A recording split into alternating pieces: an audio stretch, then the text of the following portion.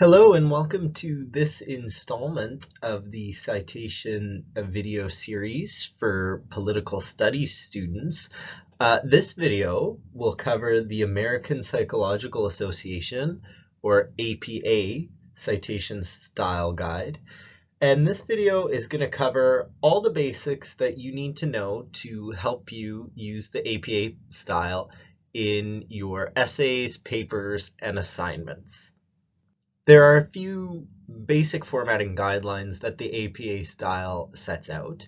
However, students should always make sure that they are following any specific instructions given by their instructor. But typically, all APA papers should include a title page and a reference page. Any idea that is not your own should be cited. And APA papers are typically typed in 11 or 12 point Times New Roman, Calibri, or Arial fonts with double spacing throughout. For the title page, the paper title should be 3 to 4 lines down from the top of the page, centered and bolded. One double-spaced line should be left blank between the paper title and the author name. Next, the author affiliation. So for a student paper, this is the institution you attend. So for political studies students, it would be the Department of Political Studies at the University of Manitoba. Should be included underneath the author name. Next, you should provide the course number and name, followed by the name of the course instructor. Lastly, include the assignment due date. It is important to note that for APA style, page numbers begin on the title page and are placed in the top right corner of the document. The APA style uses in-text citation when citing any ideas that are not yours. There are two ways to use in-text citation, and both can be used interchangeably throughout the same paper.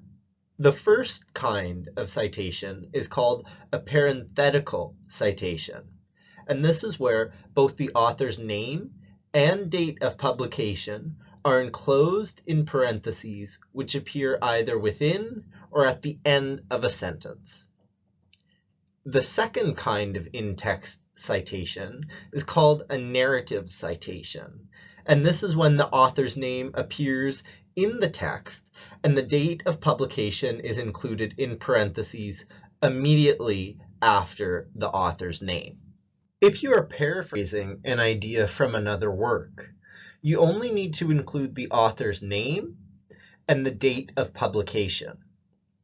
Note too in the examples provided the difference between the parenthetical example, where the author's name and date are enclosed in parentheses at the end of the sentence, and the narrative example, where the author's name is included in the sentence with the publication date immediately following in parentheses.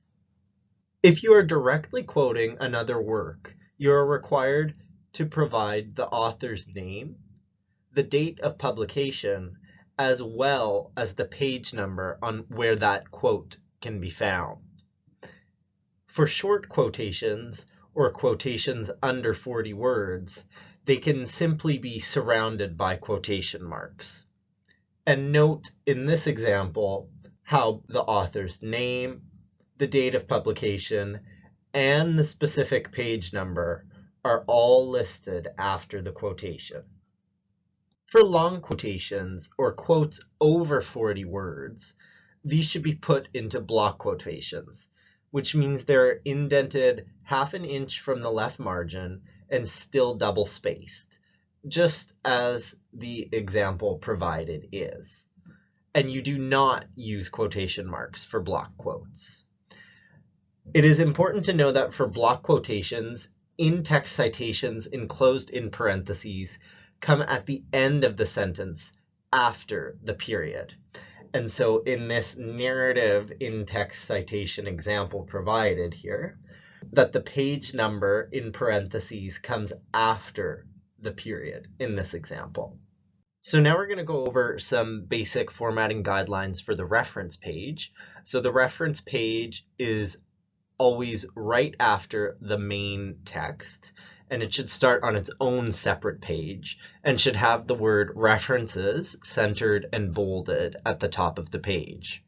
References should be listed alphabetically by last name, and if the reference continues on to a second line, a hanging indentation should be used. Always list the first 21 authors of a work, and make sure that all in-text citations have corresponding references and vice versa, and that the spelling of the last names for both your references and citations match and are correct. If an electronic book or journal article is used, include a DOI or permalink in the citation wherever possible. And if a web page is used, include a link. Here's an example of the reference page from a sample paper. And I just want to point out that the word references is centered and bolded at the top of the page. All of the references are ordered alphabetically by last name, and you'll see that they each are formatted to have a hanging indentation. Here are some examples of the most common types of sources that you're likely to be referencing in your papers. The reference format for books, the reference format for academic journals, the reference format for online web pages,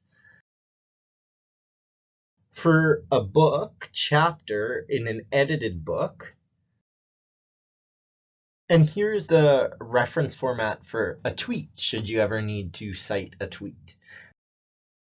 Sometimes citing sources and referencing can seem a little bit overwhelming for students, but fortunately there are a lot of good resources for students to access. Two of the best are the APA style and grammar guidelines. So these are guidelines and resources put out by the APA itself. And then another excellent resource, which I would highly recommend for students for a variety of citation styles, is the Purdue Online Writing Lab, and specifically for APA, the APA style section. And both of those are linked here. So if you ever have any specific concerns, definitely check out these two resources because you're likely to find the answer there.